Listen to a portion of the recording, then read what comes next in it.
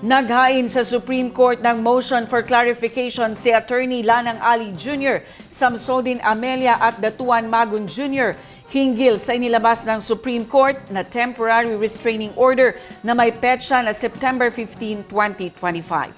Ang detalye mula kay Naphtali Velarde.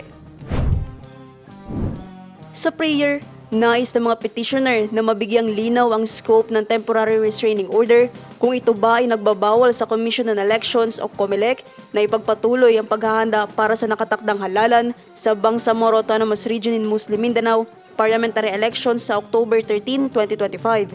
Hiniling din ng mga petitioner ang pagpapalabas ng status quo ante-order upang ibalik at mapanatili ang last, actual, peaceable, at uncontested state of affairs bago ang pagpasa at implementasyon ng BAA 77 upang maiwasan umano ang karagdagang pagkaantala o ang pagkakait ng karapatang bumoto ng mga mamamayan.